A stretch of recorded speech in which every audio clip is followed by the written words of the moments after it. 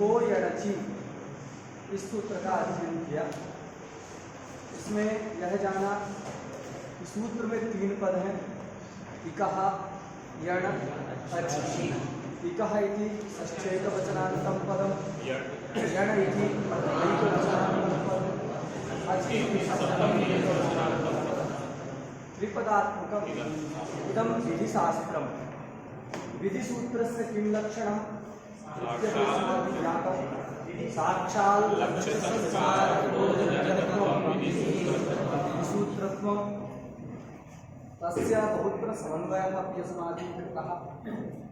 ततः इकः इत्यत्र या षष्ठी श्रूयते तस्याः षष्ठ्याः सम्बन्धः अर्थः इति तु निश्चयप्रचं, किन्तु कीदृशं सम्बन्धः अनया षष्ठ्या प्रतीयते इति इदानीं न ज्ञायते।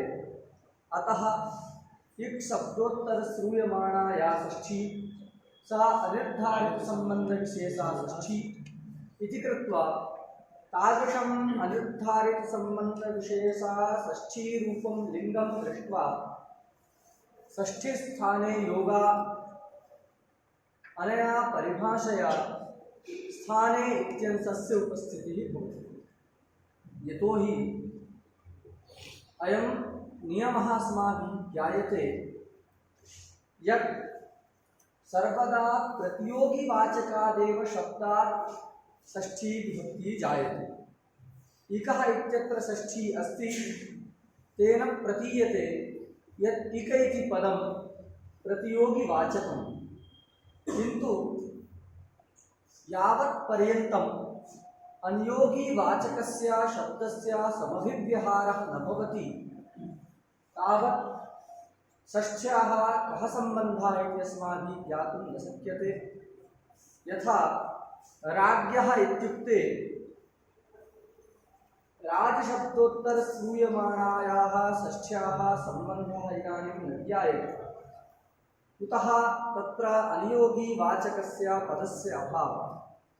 यदा राज्ञः इति शब्दोत्तरं किमपि अनियोगिवाचकं पदम् उच्चार्यते, पुत्रः वा शिष्यः वा पुरुषः वा, तर्हि तदा तस्याः षष्ठ्याः कः सम्बन्धः इति वयं निश्चेतुं शक्नुमः।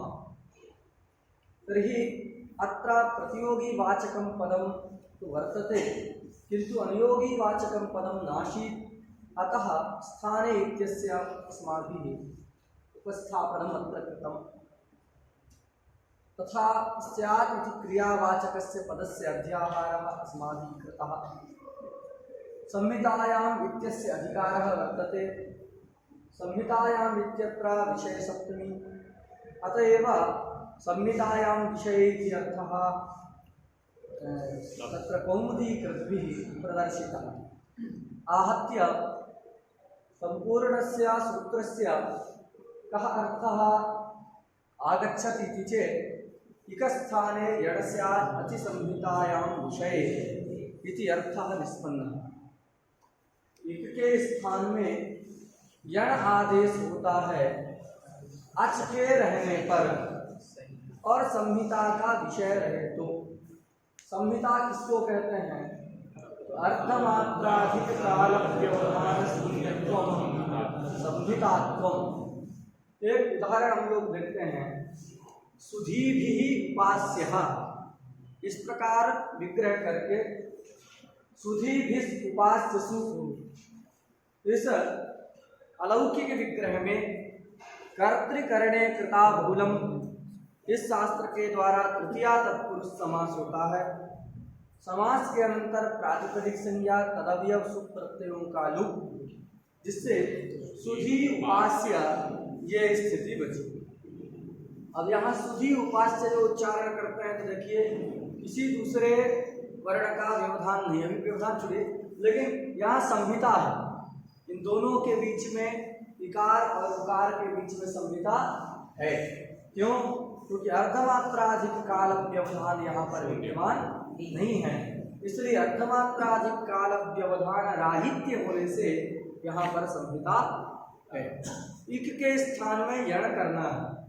अब इक के स्थान में यण करना है तो हम सुधी उपास्य स्थल को देखते हैं, इसमें हमको 3 इक दिखाई देते हैं। इक एक प्रत्याहार है और इक प्रत्याहार में ई, उ, री, री ये 4 वर्ण आते हैं। इन 4 में से यहाँ पर देखिए 3 इक दिख रहे हैं। एक तो यह उकार भी इक में आता है, धकारोत्तरवर्ती ईकार भी इक में आता है और उकार भी इक में आता है। वस्तुतः दीर्घ ईकार साक्षात इक प्रत्याहार में नहीं है, ये जो वहां लिखा है। इक प्रत्याहार में क्या आता है जी? ई, उ, री, यही वर्ण जो है इक प्रत्याहार में साक्षात आते हैं। तथापि ये जो इकार आता है उसी से दीर्घ इकार का भी ग्रहण हो जाता है। उसके लिए लक्षणा करनी पड़ती है, साक्षात ग्रहण नहीं होगा। एक प्रत्याहार में यद्यपि ये आएगा, इकार तो आ जाएगा, लेकिन वो इकार जो है दीर्घ का बोधक भी आप कर सकते हैं किस नियम के अनुसार? अनुदित सवर्ण वहां कहा गया था कि ई जो अपने सवर्णी का बोधक, तो ये ई से ई का ग्रहण हो सकता है, इसलिए इसको भी हम ई मान लेते हैं। क्लियर हो गई? लेकिन ऊ से ग्रहण करने में थोड़ी सी समस्या है। ऊ से दीर्घ ऊ के ग्रहण में एक समस्या है। क्यों? क्योंकि जब इक उच्चारण करते हैं तो क्या स्थिति रहती है? ये इक। अब इक में इकार उच्चरित है, उकार का उच्चारण नहीं हो रहा। यद्यपि इक प्रत्याहार में उकार भी आता है, लेकिन उस उकार का क्या नहीं है? उच्चारण नहीं। और वही शब्द अर्थ का बोध कराता है जिसका उच्चारण किया जाए। जो अनुच्चरित शब्द होता है, जिसका उच्चारण नहीं किया जाता, वो शब्द जो अर्थ का बोध नहीं कराता है। ऐसा एक नियम। उच्चरिता एवं शब्द प्रत्यायको भवति नानुच्चरितः। उच्चरित शब्द ही प्रत्यायक होता है, अर्थ का बोधक होता है। अनुच्चारित शब्द जो अर्थ का प्रत्यायक नहीं। तो उच्चारित यहाँ पर इकार का उच्चारण है, अतः वह तो अपने सारे प्रपंच के बोध कराने में समर्थ हो जाएगा। लेकिन ऊ का उच्चारण नहीं हो रहा है, अतः वह अपने प्रपंच का बोध कराने में समर्थ नहीं हो पाए। इसलिए क्या करते हैं, ये सारे प्रत्याहारों की लक्षणा की जाती है। क्या की जाती है? प्रत्याहार की लक्षणा की जाती है। लक्षणा आप नाम सब जानते होंगे। शब्द की 3 शक्तियां होती हैं अथवा 3 वृत्तियां होती हैं। तो 3 वृत्तियों में अभिधा, लक्षणा और व्यंजना। अभिधा को दार्शनिक लोग मतलब वैयाकरण, नैयायिक, मीमांसक सब अभिधा को शक्ति शब्द से कहते हैं और साहित्यिक लोग उसको अभिधा कहते। शब्द की 3 वृत्तियां जो है होती। तो एक शब्द की क्या करना है? हमको लक्षणा करना। सारे प्रत्याहारों की लक्षणा होती है। इसमें लक्षणा किया जाता है तो वाच्य, वाच्य में लक्षणा, लक्षणा करना है। स्ववाच्य वाच्य में इसकी प्रत्याहारों की लक्षणा करनी। स्ववाच्य वाच्य लक्षणा क्या आशय है? तो देखो, जिस प्रत्याहार की आप लक्षणा कर रहे हैं उस प्रत्याहार को स्व शब्द से लेना है। स्व का अर्थ वही प्रत्याहार होगा। यहाँ भी किसकी लक्षणा करना है जी? इक। स्वम कौन हो गया? इक। इक का वाच्य अर्थ कितना है? 4। इससे 4 का बोध होता है आदिरंत्यन संहिता सूत्र के अनुसार। तो स्वम हो गया इक,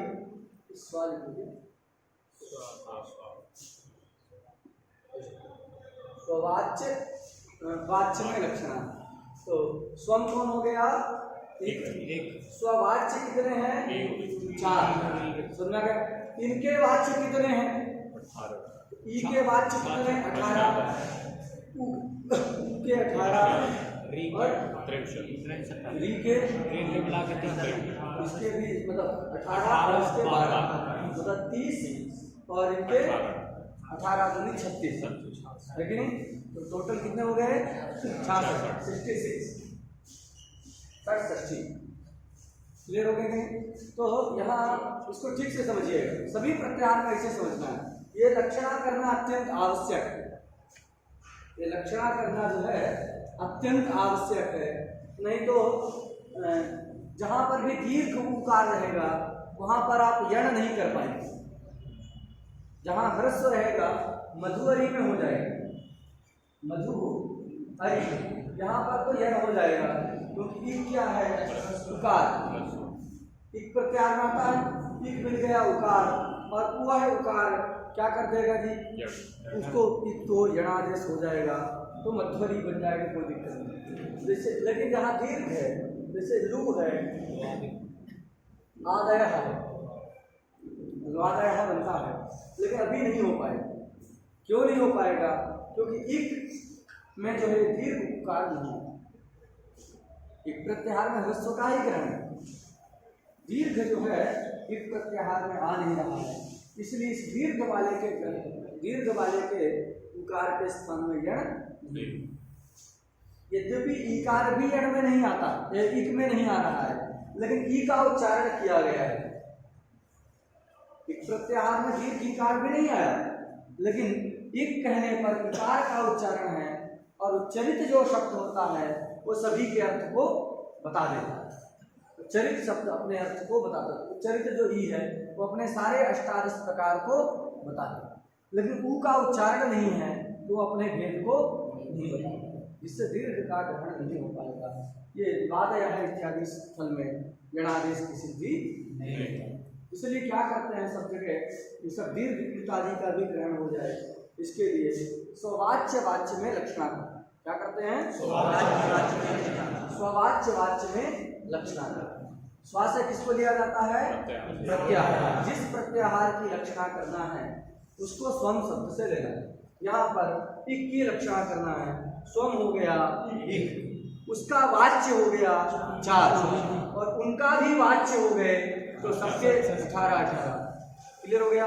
तो इससे 60 वर्णों का लाभ होगा। ये याद रखिएगा। अब इस माने अंतरतम सूत्र में इसकी आवश्यकता पड़ेगी, एक से कितने अर्थ आ रहे वहां पर इसकी आवश्यकता पड़ेगी। स्ववाच्य वाच्य में लक्षणा है, इसको निरूढ़ा लक्षणा कहते हैं। तो लक्षणा का एक भेद है, अनादि तात्पर्यवती लक्षणा, निरूढ़ा लक्षणा, ऐसा सब लक्षणा में बताया जाता है। लेकिन अभी वो बहुत ना याद रहे तो इतना तो याद रखना है कि प्रत्याहार की स्ववाच्य वाच्य में निरूढ़ा लक्षणा होती है। क्लियर हो गए? और वो अत्यंत आवश्यक है, नहीं तो वादय हमें यणादेश नहीं हो पाएगा। वही सब प्रमाण है। चलिए, तो अभी हम प्रकृत में विचार करते हैं कि समास होने के बाद प्रातिपदिक संज्ञा विभक्ति का लोप हो गया, सुधी उपास्य स्थिति बची। अब सुधी उपास्य इस अवस्था में 3 इक मिल रहे हैं, किस इक के स्थान में यणादेश किया जाए? सूत्र कहता है अचि सती, अच के रहने पर इक के स्थान में यण होता है यदि संहिता की विषयता रहे। तो यहाँ संहिता की विषयता है, इसलिए क्या होगा? 3 इक दिख रहे हैं, सुना गया? 3 इक दिख रहे हैं, किस इक के स्थान में क्या किया जाए? यण किया जाए। ये एक समस्या खड़ी हो गई। आप कहोगे संहितायाम का अधिकार है, तो यहाँ ये जो दोनों इक दिख रहे हैं, ये जो दिख रहे हैं, उकार दिख रहा है, उसके बाद में जो अच है, भाई संहिता होनी चाहिए ना। जिनके बीच में संधि कार्य होना है उन दोनों के बीच में क्या होना चाहिए? संहिता होनी चाहिए। मतलब क्या? अर्धमात्राधिक काल व्यवधान राहित्य होना चाहिए। और यहाँ ऊ के उच्चारण के बाद ये जो सकारोत्तरवर्ती उकार है, उस सकारोत्तरवर्ती उकार के उच्चारण के पश्चात जब ईकार रूपी अच का उच्चारण करते हैं तो वहाँ अर्धमात्रा से अधिक का व्यवधान हो गया कि नहीं? अधिक का व्यवधान हो जाए तो वहां नहीं होगी, लेकिन इसको तो हो सकती है। इसको तो वारण नहीं किया जा सकता क्योंकि अच है इकार, उसके रहने पर इक को यणादेश होता है तो इक हो गया उकार, उसके स्थान में यणादेश की आपत्ति हो गई। कहने का तात्पर्य क्या है कि देखिए, इक 2 प्रकार से मिलेगा। एक तो व्यवहित मिलेगा जहां व्यवधान रहे, और कहीं ऐसा मिलेगा जहां व्यवधान ना रहे। अच से देखो, अगर इस अच को ले लेते हैं उकार को, उसके पास में जो ई मिल रहा है वो अव्यवहित है, व्यवधान नहीं, किसी का बीच में व्यवधान है क्या? तो इकार अव्यवहित है। और यदि अच से किसको ले लिया जाए, इकार को ले लिया जाए, तो ये जो इक मिल रहा है वो कैसा इक है? वो व्यवहित है, बीच में धा का व्यवधान है। अभी सूत्र में तो कुछ कहा नहीं गया, केवल इतना ही कहा गया है इक के स्थान में यण होता है अच के रहते। ऐसा अर्थ करेंगे तो जो व्यवहित इक होगा उसके स्थान में यणादेश की प्राप्ति होगी, और जो अव्यवहित है उसके स्थान में भी यणादेश की प्राप्ति होगी। ये व्यवहित, ये अव्यवहित, उकार रूपी अच से अव्यवहित है इकार जी, उसके स्थान में भी प्राप्त रहेगा। और ये उकार जो है क्या है? व्यवहित है, धा का बीच में व्यवधान हो रहा है, तो ये व्यवहित हो गया। तो दोनों के स्थान में सूत्र का जो अर्थ है के स्थान में यण होता है अच पर रहते। एतादृश अर्थ स्वीकार करने पर व्यवहित इक के स्थान में भी यण की प्राप्ति होगी और अव्यवहित इक के स्थान में भी यण की प्राप्ति होगी। क्लियर हो गई? ये एक। दूसरी बात क्या है? पूर्व वाले को भी प्राप्त है, पर वाले को भी प्राप्त है। अच से इसको ले लिया जाए तो इकार रूपी अच के रहने पर इक मिल गया उपास्य का उकार है कि नहीं, उसके स्थान में भी यणादेश प्राप्त हो जाए। अथवा अच से उकार को ले लिया उपास्य के उकार को, तो उसके रहने पर इक मिल गया इकार, तो पूर्व इक को भी यणादेश प्राप्त है और पर इक को भी प्राप्त है कि नहीं। तो क्या हमने देखा यहाँ पर दो प्रकार की स्थितियां हैं, एक तो व्यवहित को भी प्राप्त है, अव्यवहित को भी प्राप्त है, ये एक। और दूसरा पूर्व इक को भी यणादेश प्राप्त है और पर में विद्यमान जो इक है उसको भी यणादेश प्राप्त है। अब किसको किया जाए, यह एक समस्या है हमारे सामने खड़ी, लेकिन पूर्व को किया जाए कि पर को किया जाए, व्यवहित को किया जाए कि अव्यवहित को किया जाए, इस प्रकार की एक समस्या सामने खड़ी हो जाती है। इस ये अव्यवस्था हो गई, तो अव्यवस्था में व्यवस्था संपादन करने के लिए आते हैं कौन? मैनेजर आते हैं। तो व्याकरण शास्त्र के मैनेजर कौन है? परिभाषा। तो इसलिए ये जो समस्या सामने खड़ी हुई, उस समस्या का समाधान करने के लिए सूत्र क्या आया? ये सूत्र क्यों आ रहा है, इसकी आवश्यकता समझ में आ गई। हमको ये भी समझना आखिर इसको लिखा क्यों, लगाया क्यों। तो हमने देखा कि अचि सति इक स्थाने यण भवति संहितायां विषये इत्येतादृशः अर्थः यदि सूत्रस्य स्वीक्रियते चेत् तथा सति व्यवहितस्यापि इकः यणादेशः प्राप्तः, अव्यवहितस्यापि इकः यणादेशः प्राप्तः, पूर्वस्य इकः यणादेशः प्राप्तः, परस्य इकस्थाने यणादेशः प्राप्तः। तर्हि पूर्वस्य स्थाने करणीयं, परस्य वा स्थाने करणीयं, व्यवहितस्य करणीयं, अव्यवहितस्य वा करणीयम् इत्येतादृशी एका महती समस्या समागता है। तस्याः समस्यायाः समाधानाय समागतम् इदं परिभाषाशास्त्रं तस्मिन् नीति निर्दिष्टे पूर्वस्य। क्लियर हो गया? परिभाषा का लक्षण क्या है? तो लक्षण जिसको ना याद हो परिभाषा सूत्र का, तो एक सामान्य लक्षण याद करें, अनियमे नियमकारिणी परिभाषा।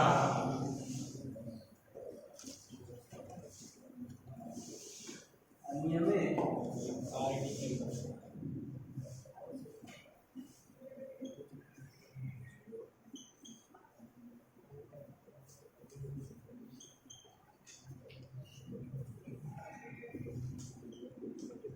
ये परिभाषा सूत्र का, परिभाषा का लक्षण, सूत्र न करके परिभाषा ही कही।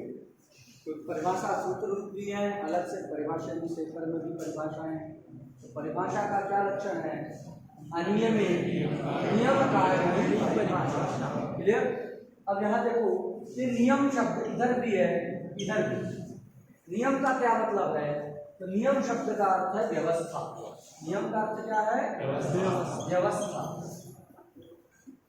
अब परिभाषा का ये जो लक्षण है उसका अर्थ क्या होगा? अव्यवस्थायाम।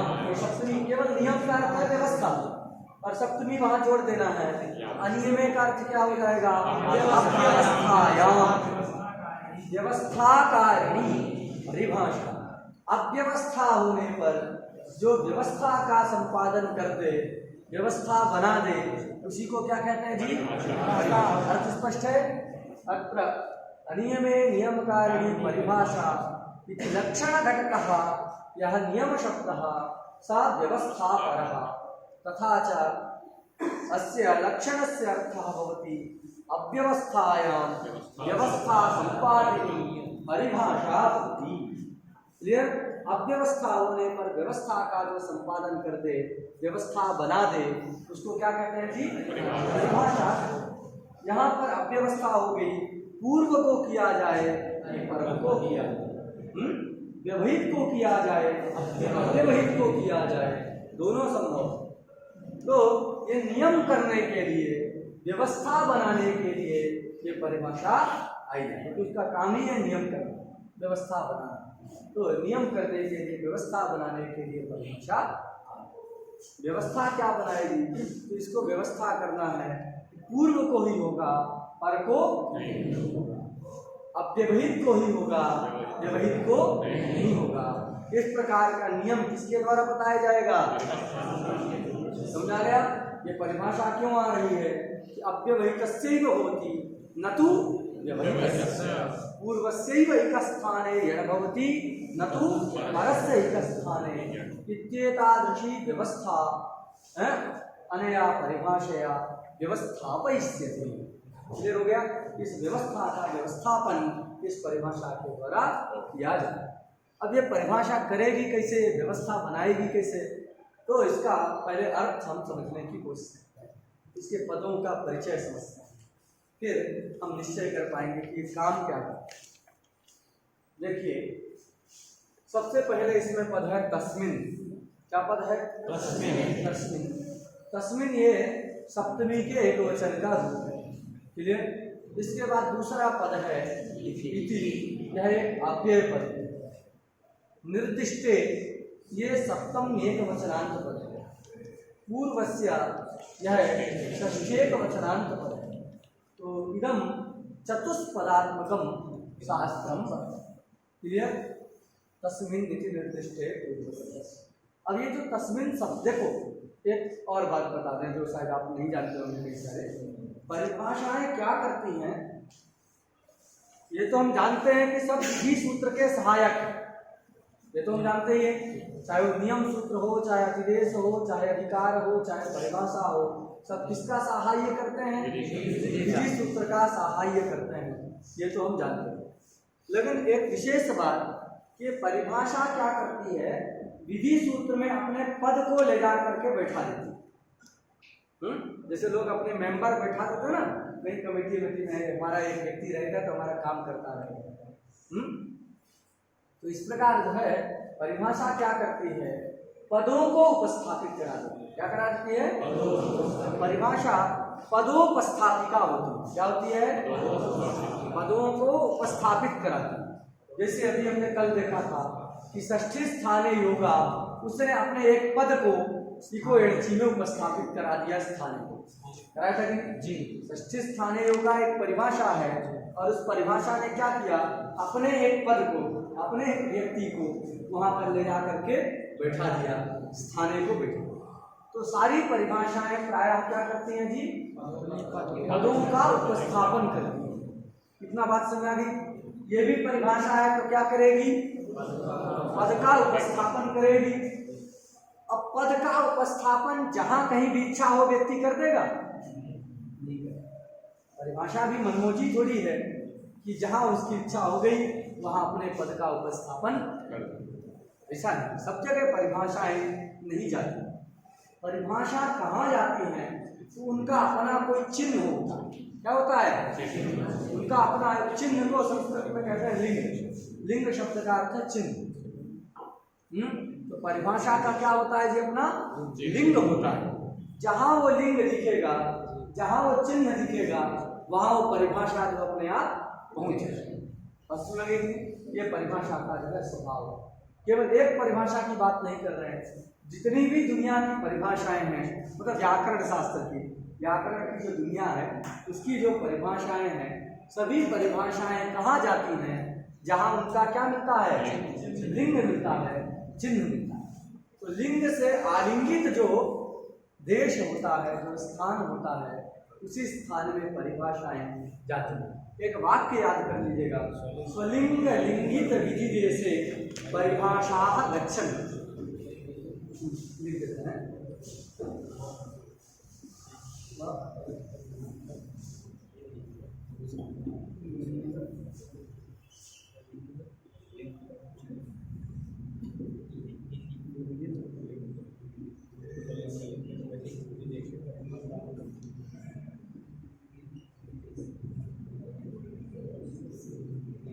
लिंग लिंगित विधि देशे, तो विधि देश में जाएंगे ना, विधि सूत्र।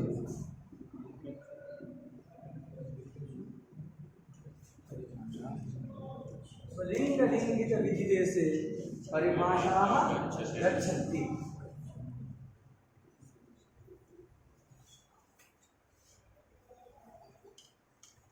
स्वलिंग लिंगित विधि देशे परिभाषा गच्छन्ति। मतलब समझ में आ गया? स्व मतलब परिभाषा, जिसका लक्षण स्वम से उसी को लेना है। बताया एक में स्वम मतलब परिभाषा। स्वस्य लिंगम इति स्वलिंगम, षष्ठी समास। स्वस्य लिंगम इति स्वलिंगम, तो परिभाषा का जो लिंग है, अर्थ स्पष्ट है। स्वस्य परिभाषायाः लिंगम इति स्वलिंगम, तेन लिंगितम आलिंगितम, उस लिंग से आलिंगित मतलब युक्त जो विधि देश होगा, उस विधि देश में जो है क्या होती है? परिभाषाएं जो है चली जाती। हमने देखा षष्ठी स्थाने योगा, वो परिभाषा, उस परिभाषा का लिंग क्या है? उसका लिंग है अनिर्धारित संबंध विशेषा षष्ठी। क्या लिंग है उसका? जहां कहीं भी अनिर्धारित संबंध विशेषा षष्ठी रूपी लिंग दिखेगा, उस लिंग से आलिंगित जो सूत्र होगा, लिंग तो इकाह में है, उससे आलिंगित सूत्र कौन है? इको यणचि, उस शास्त्र में स्थाने की उपस्थिति हो। तो नियम समझ में आ गया? स्वस्याः परिभाषायाः यल्लिंगम तेन लिंगेन लिंगितम आलिंगितम यत् विधिदेशं भवति, विधिदेशः भवति, तस्मिन् विधिदेशे परिभाषाः गच्छन्ति। गच्छन्ति नाम स्वीयं पदम उपस्थापयन्ति, अपने पद को ले जाकर के वहां बिठा देते हैं। तो षष्ठी स्थाने परिभाषा का लिंग क्या है? अनिर्धारित संबंध विशेषा षष्ठी। क्लियर? जहाँ षष्ठी के संबंध का अर्थ निर्धारित नहीं है, वही जो है उसका लिंग। ऐसे परिभाषाओं का अपना अपना कुछ क्या होता है? सभी परिभाषाओं का लिंग होता है। ये परिभाषा कहाँ जाएगी? तो इसका भी लिंग सूत्र में सब निर्दिष्ट रहता है। तो यहाँ लिंग बताने वाला पद है तस्मिन्। क्या पद है? तस्मिन्। तस्मिन् के द्वारा परिभाषा का लिंग बताया है। वहां जैसे षष्ठी स्थाने, तो षष्ठी लिखा था कि नहीं? तो षष्ठी ही लिंग है। कैसी षष्ठी लिंग है? तो अनिर्धारित संबंध विशेषा षष्ठी लिंग। तो इस सूत्र में भी इस परिभाषा कहाँ जाएगी? तस्मिन् इति निर्दिष्टे पूर्व से कहाँ लगेगा शास्त्र, तो उसके लिए लिंग बताया गया तस्मिन्। क्या बताया गया जी? ये लिंग बोधक पद सुना गया। परिभाषा का चिन्ह है, जहाँ ये तस्मिन् लिंग रहेगा वहाँ पर ये परिभाषा जाए। तस्मिन् का मतलब ये मत समझ लीजिएगा कि ये तस्मिन् शब्द जिस चीज में उच्चरित रहेगा वहाँ वहाँ पहुँच जाए, ऐसा। तस्मिन् ये जो शब्द है ये सप्तम यंत्र का बोधक। तस्मिन् का मतलब क्या है? सप्तम यंत्र, बस और कोई नहीं। ये नहीं सोचना है कि तस्मिन् जहाँ ये रहेगा वही लगेगा। तो तस्मिन् तो एक दो सूत्रों में है, तस्मिन् नधिकम दशांताड्डा, तस्मिन् लिखा है वहाँ कथनचित पहुँच जाए। तस्मिन् नड़ी स्माक मस्माको में तस्मिन् है, वहाँ पहुँच जाए। लेकिन इको एणसी में कभी नहीं पहुँच पाएगा क्योंकि वहाँ तस्मिन् तो लिखा है। तो तस्मिन् शब्द आनुपूर्वी का बोधक नहीं है। इसका बोधक नहीं जी? आनुपूर्वी मतलब जो क्या कहते हैं उसको? स्पेलिंग। जैसे तकार उत्तरवर्ती, अकार उत्तरवर्ती, सकार उत्तरवर्ती, मकार उत्तरवर्ती, इकार उत्तरवर्ती, नत्व, ये जो उसका स्पेलिंग ना अंतिम है कि नहीं, ये अनपूर्वी है, इसी को कहते हैं अनपूर्वी। तो ये अनपूर्वी का बोधक नहीं, तस्मिन इस अनपूर्वी का स्वरूप का बोधक नहीं। अगर स्वरूप का बोधक होता तो जहाँ तस्मिन लिखा रहता वहीं पर ये परिभाषा जाती। इक्वल में तो तस्मिन लिखा नहीं है, इसलिए परिभाषा नहीं जाती। इसलिए क्या कहना है, तस्मिन ये स्वरूप बोधक नहीं। किसका बोधक है? सप्तम व्यंत, जितने भी सप्तम व्यंत है सबका बोधक। सप्तमी जो है 3 अर्थों में होती है, मतलब आधार में ही होती है अधिकरण में, लेकिन अधिकरण जो है 3 प्रकार का होता है, औपश्लेषिक, वैषयिक और अभिज्ञा। तो जहाँ कौन सी सप्तमी इसके लिए चाहिए, तो औपश्लेषिकाधिकरण बोधिका सप्तमी चाहिए। कौन सी सप्तमी चाहिए? ये बता रहा है तस्मिन, ये पद ही बता रहा है कि कौन सी सप्तमी चाहिए, औपश्लेषिकाधिकरण सप्तमी चाहिए। हाँ,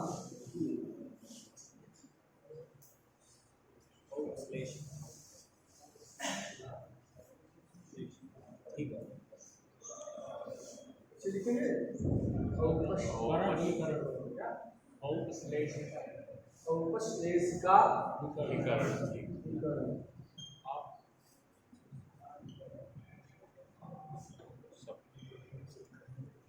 औपश्लेषिकाधिकरण सप्तमी होती है, लेकिन अब सप्तमी केवल तो रहेगी नहीं, कोई ना कोई पद रहेगा कि नहीं, तो सप्तम्यंत पद तक जाना है। कहाँ तक जाना है? सप्तम्यंत पद।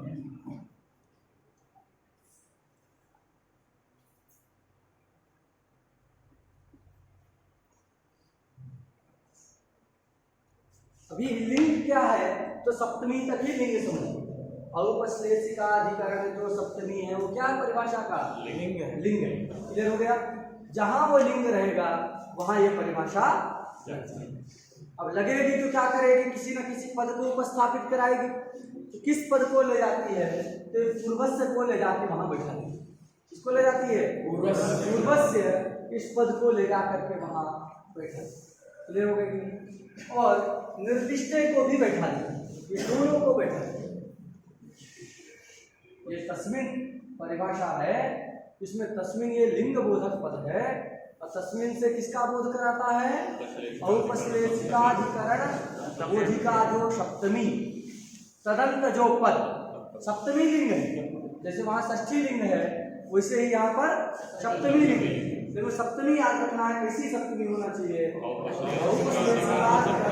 सप्तमी होनी चाहिए। तो सूत्र का अर्थ क्या करेंगे, देखिए इसका भी विवरण थोड़ा सा जान लीजिए। निर्दिष्ट को ले जाएगी सर, निर्दिष्ट में निरुपसर्ग है और दिस धातु, क्या है? निरुपसर्ग है और दिस धातु। दिस धातु का अर्थ क्या है? उपदेशा में पढ़े थे, आद्योच्चारण उपदेशा जो हम लोगों ने पढ़ा था, उपदेशा आद्योच्चारण, इसका हाँ बहुत सही, तैयार करो जी। दिशुच्चारण क्रिया क्या धातु है?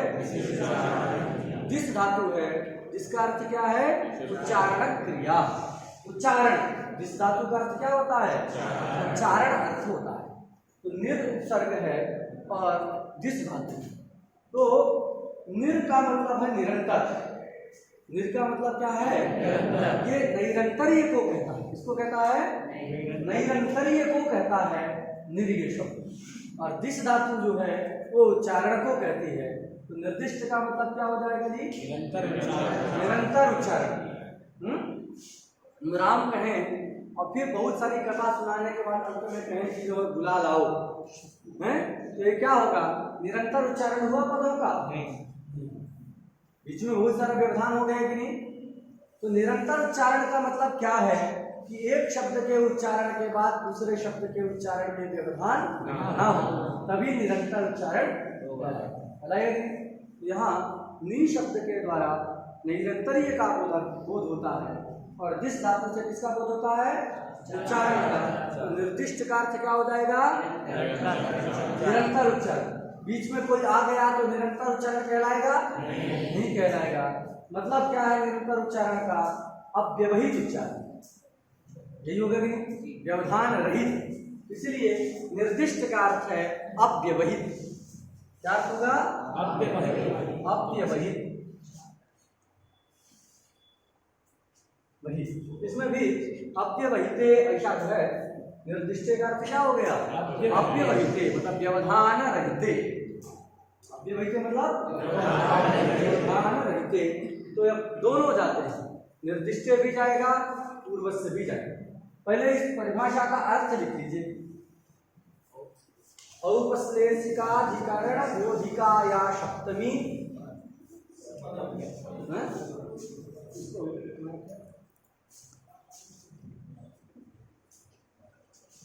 थोड़ा सा संशोधन पूरा लिख लीजिए। औपश्लेषिकाधिकरण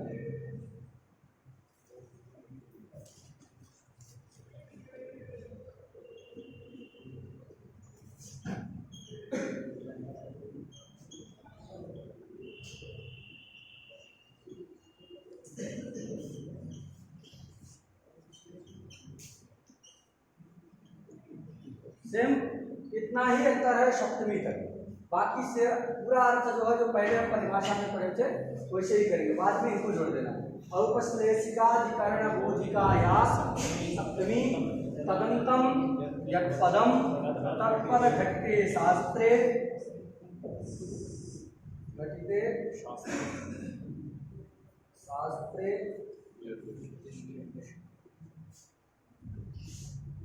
निर्दिष्टे ब्रैकेट में आप लिख सकते हैं अव्यवहित।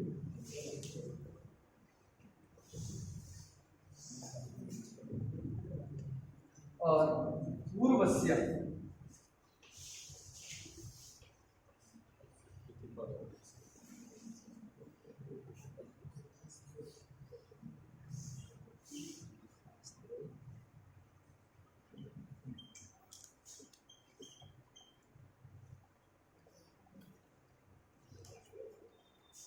औपश्लेषिकाधिकरण बोधिका या सप्तमी तदंतम यत्पदम तत्पद घटिते शास्त्रे निर्दिष्टे पूर्वस्य इति पदद्वयम् उपतिष्ठते।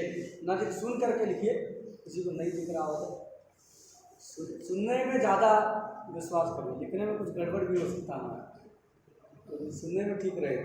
हैं क्या है?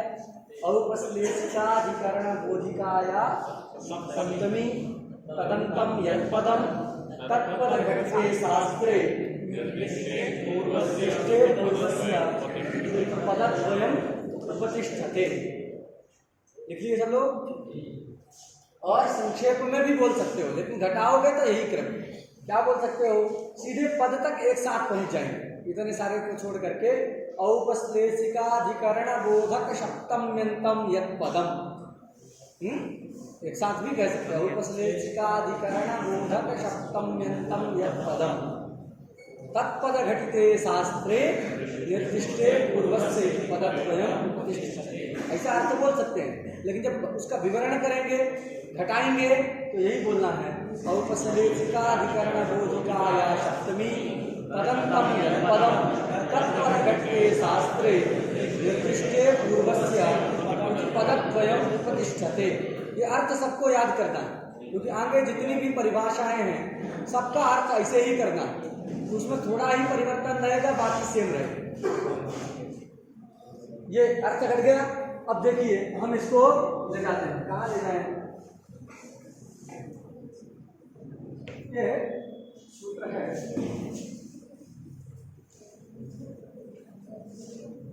इको एनर्जी, अभी यही लगाना है।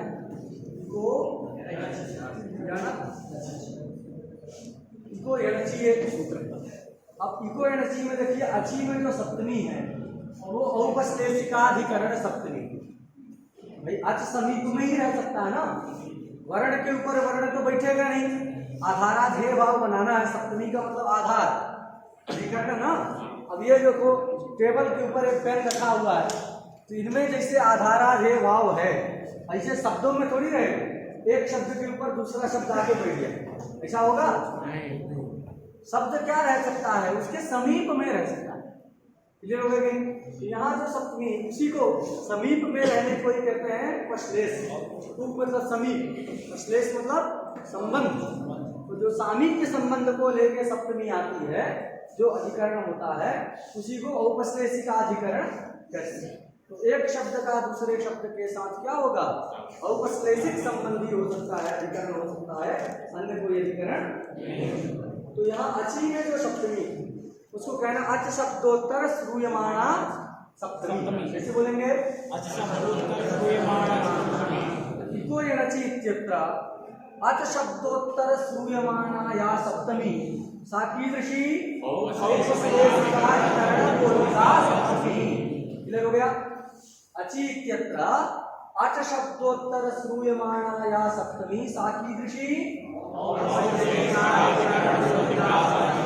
तदंतम पदम किम अचि तदंतम पदम अचि पदम तत्पद घटितम शास्त्रम किम इति शास्त्रम तस्मिन् शास्त्रे निर्दिष्टे पूर्वस्य इति पदद्वयम्। ये दोनों पद जो इसमें आ जाएंगे कि नहीं, और दोनों को लाना है। इतना बात समझ आ गई। इको एनर्जी में दोनों पद वहां पहुंचे, फिर उसके अर्थ को और परिष्कृत करेंगे। क्लियर। अब बताइए, आप मामा जी के यहाँ जाते हैं, माता जी को लेके मान लीजिए आप गए, तो वहाँ जो है मामा जी के घर में गए तो वहीं बैठे रहते हैं कि अपने भाइयों को लेकर के घूमने निकल जाते हैं। अरे जो हैं तो मामा जी के पुत्र होंगे, उनके साथ कोई घूमने चला जाएगा, हैं बहनें हैं वो जाएंगी तो मामा जी की पुत्रियाँ होंगी, उनके साथ कुछ गपशप करेंगे। माता जी जो है भाभी के साथ अपने बैठ जाएंगे, हैं पिताजी अगर गए हैं साथ में तो क्या करेंगे, मामा जी को लेकर कहीं निकल जाएंगे। तो व्यक्ति कहीं जाता है तो अपने बराबरी वाले को खोजता है कि नहीं खोजता है? व्यक्ति कहीं जाएगा तो क्या करेगा, अपने बराबरी वाले को खोजेगा। अभी तस्मिन नीति निर्दिष्टे से दो मेहमान पहुंच गए हैं, कहाँ में दो पहुंच गए हैं कि नहीं, कौन कौन पहुंचा है, पूर्व से। अभी अपने बराबरी वाले को खोजे, किसको खोजेंगे, अब देखो पूर्वज से कहाँ कैसा रूप है, कहाँ का है, ठीक है। अब वो देखेगा षष्ठी के एक वचन वाला कौन, इकाह लग गया कि नहीं, तो वो पूर्वज से किसके साथ संबंध होगा, इकाह के साथ, तो उसका अर्थ होगा पूर्वज से इकाह। समझना गया कि पूर्वज से किसके पास जाएगा, इकाह के पास जाएगा, तो इसका बन जाएगा पूर्वस्य गुण कर दीजिए, पूर्वस्य इकाह हो जाएगी नहीं, उसी के साथ जाएगा। और ये निर्दिष्टे गया, अब वहीते गया, तो किसके साथ जाएगा जी, अची के साथ पूछेगा, सत्ता में कोई नहीं। तो अची के साथ पूछ गया अव्यवहित, तो अजव्यवहिते क्या हो जाएगा, अच्छा है अव्यवहित उसके साथ जोड़, जैसे यहाँ एक के साथ हमने पूर्व जोड़ दिया, तो पूर्व से इका, पूर्व एक के स्थान में यण करना। पहले समस्या थी ना, सूर्य उपास में समस्या थी, पूर्व को किया जाए पर को किया जाए, तो ये बता दिया, पूर्व से जाकर के वहां बता दिया पूर्व से इका यण, पूर्व वाले को यण करना है, बाद वाले को नहीं करना। तो इसको नहीं कर सकते, इसको करेंगे निश्चित।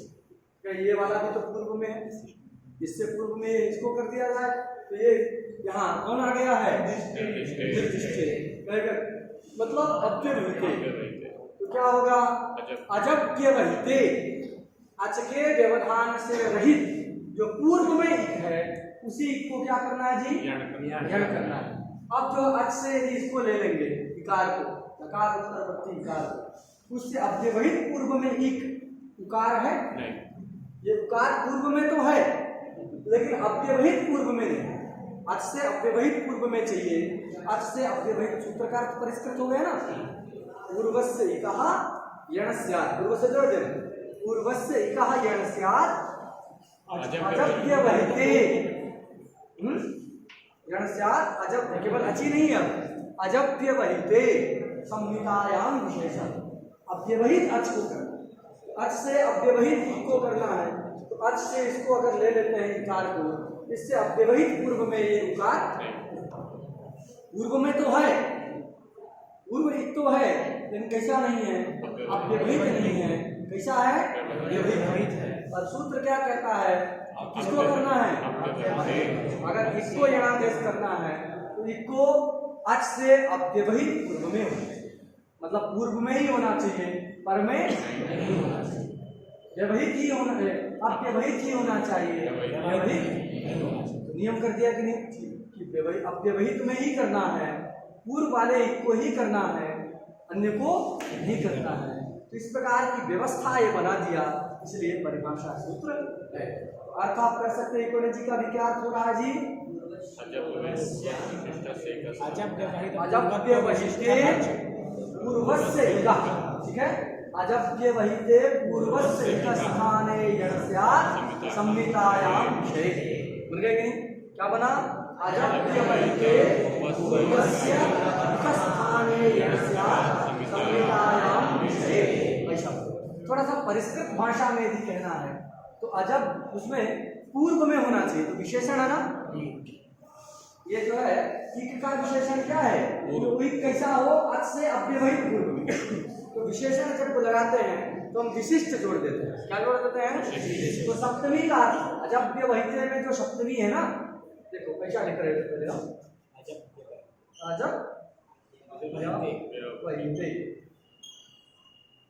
अजव्यवहिते ऐसा था, पूर्वस्य इकः, पूर्वस्य इकः, यही है। ये अजव्यवहित किसमें विशेषण है? इक में, लेकिन इक को कैसा होना चाहिए? अच से अव्यवहित होना चाहिए। और इक को कैसे होना चाहिए? पूर्व में होना चाहिए। इक में ही दो विशेषण होते हैं, और ये जो विशेषण है सप्तमी यहाँ जो लगी है उसके लिए विशिष्ट शब्द का प्रयोग होता है। क्या होता है? सप्तमी हटा करके आप विशिष्ट बोल सकते हैं, अजव्यवहित पूर्वत्व विशिष्ट। अच्छा, दोनों विशेषण है तो दोनों के साथ करके हम व्यवहित भी विशेषण है, पूर्व भी विशेषण है, तो अजव्यवहित पूर्वत्व विशिष्टस्य ऐसा भी कहते हैं। क्या कहते हैं? इक स्थाने, बाकी सेम रहेगा, अजव्यवहित पूर्वत्व विशिष्टस्य इक स्थाने यणस्यात् अचि संहितायां, अचि यणस्यात् संहितायां विषये। क्या बन गया? अजव्यवहित पूर्वत्व विशिष्ट।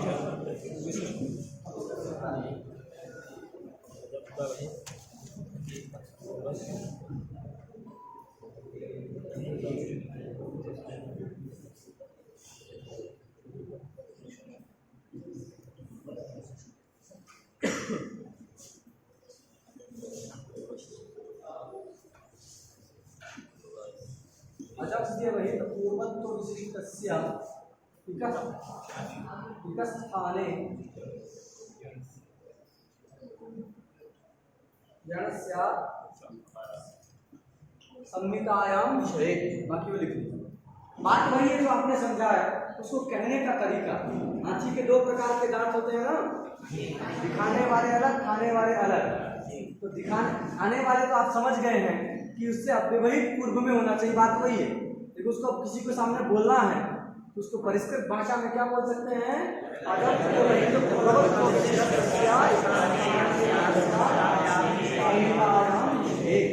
अच से अव्यवहित पूर्व में विद्यमान जो इक, उस इक के स्थान में यण होता है यदि संहिता का विषय रहे तो। अर्थ स्पष्ट है? ये वाला भी समझ में आ गया? अच से अव्यवहित पूर्व में विद्यमान जो इक, समझा गया?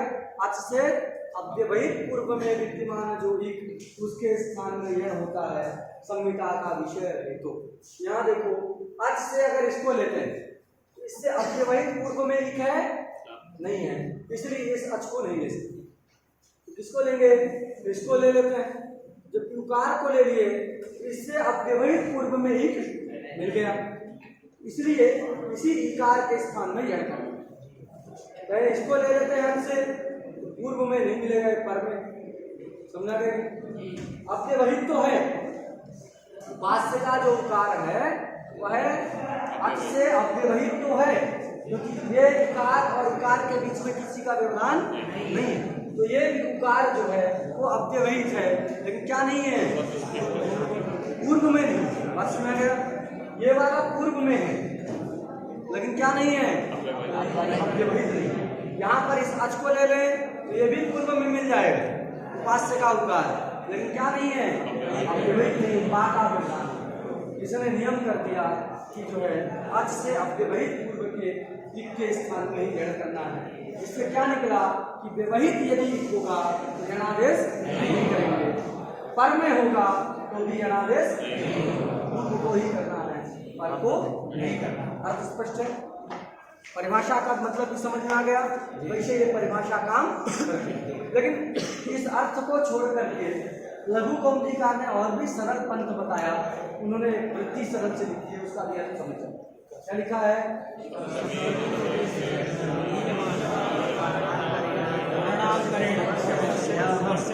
सप्तमी निर्देश है ना, यहाँ निर्देश का मतलब उच्चारण। सप्तमी निर्देश का मतलब सप्तमी प्रत्यय है, प्रत्यय ग्रहणे प्रत्यय ग्रहणे ग्रहणम। तो सप्तमी का अर्थ क्या हो जाएगा? सप्तम्यन। वृत्ति में सप्तमी लिखा है, उसको समझना क्या है? सप्तम्यन। तो सप्तम्यंत का निर्देश करके, निर्देश मतलब उच्चारण करके। लेकिन सप्तम्यंत कैसा होना चाहिए? औपश्लेषिकाधिकरण बोधक सप्तम्यंत होना चाहिए। क्लियर? औपश्लेषिकाधिकरण बोधक जो सप्तम्यंत पद, उस पद का उच्चारण करके किसी सूत्र से अगर कोई कार्य किया जा रहा है तो कार्य किसको होगा? अव्यवहित को होगा और पूर्व को। यही वृत्ति है सप्तमी निर्देश है ना, सप्तमी का निर्देश करके उच्चारण करके होने वाला जो कार्य, विधीयमान जो कार्य है वो क्या होगा? अव्यवहित। अव्यवहित पूर्व के स्थान में होता है, व्यवहित के स्थान में नहीं होता, पर के स्थान में। इस परिभाषा को हम लोगों ने, और अर्थ ये निश्चित अभी तक हो गया, इस ई के स्थान में यण होगा। यण कितने हैं? या, वा, रा, ला। समझा गया कि या, वा, रा, ला। ई कितने हैं? ई, उ, री, री। जोड़ा ठीक मिल रहा है कि नहीं? ई के स्थान में या कर दें, उ के स्थान में वा कर दें, री के स्थान में रा कर दें, री के स्थान में ला कर दें। कर सकते हैं कि नहीं? एकदम क्रम से जोड़ा है तो नहीं कर सकते। अगर आप ऐसा समझ रहे हैं कि ये क्रम से दिख रहे हैं, री और ली, चार स्थानीय चार आदेश फट से उठकर नीचे बैठा दी, ऐसा आपकी अगर कल्पना है तो ये ठीक नहीं है, क्योंकि ऐसा हो नहीं सकता। क्यों नहीं हो सकता? अभी अभी हमने पढ़ा है, एक शब्द की क्या है? स्ववाच्य वाच्य में लक्षणा। कहाँ लक्षणा है? स्ववाच्य वाच्य में लक्षणा। अब स्ववाच्य वाच्य में लक्षणा है तो एक शब्द से कितना अर्थ उपस्थित हो रहा है? 5 हो रहा है। एक वाच्य कितने हैं? 4, और उनके वाच्य को जोड़ देंगे तो कितना हो जाएगा? तो एक हो गए कितने, और यण कितने हो गए? 4। यण के अपने बोधक नहीं है ना, क्यों? क्योंकि यण जो है विधीयमान है, यण का विधान हो रहा है, और यण अण में तो आता है, लेकिन क्या कहता है सूत्र? अविधीयमान अण अपने सवर्णी का बोधक होता है। ठीक है, विधीयमान नहीं है, ठीक है, विधीयमान नहीं है, अतः वो अपने सवर्णी का बोधक हो जाएगा, उससे 66 की उपस्थिति हो जाएगी। लेकिन ये जो यण है वो क्या है जी? विधीयमान है, अपने सवर्णी का बोधक होगा? नहीं होगा। तो यण से कितने आएंगे? 4। एक से कितने आए? संख्या बराबर हुई? नहीं। यथा संख्यम से काम, यथा संख्यम अनुदेशा इस सूत्र से काम नहीं चल सकता, क्योंकि संख्या ही बराबर है। कथनचित आप कहोगे नहीं नहीं, ये भी अपने सवर्णी के बोधक होंगे, तो हो जाए। तो या, वा और ला 3 के ही सवर्णी, या वाला विधा, रा का कोई है नहीं, तो सवर्णी के बोधक भी होंगे, तो यण से कितने की उपस्थिति होगी? 6। अरे कैसे होगी जी? 7 की होगी। या से 2, वा से 2, ला से 2 और एक रा। वस्तुतः होते नहीं है, यण का यण विधीयमान है, अतः वो सवर्णी के बोधक नहीं होंगे। लेकिन कोई बहुत आग्रह करे, नहीं नहीं हम उससे भी सवर्णी का बोध कराएंगे, तो कितने के बोधक होंगे? 7 के। यण शब्द से 7 और एक शब्द से 66, क्रम संख्या नहीं बनी, इसलिए जो है यथा संख्य अनुदेशा समाना, इस सूत्र से यहाँ पर व्यवस्था नहीं होती। तो अलग एक सूत्र बता रहे हैं, स्थाने अब कैसे वो व्यवस्था करेगा, इसको तो हम सुना गई।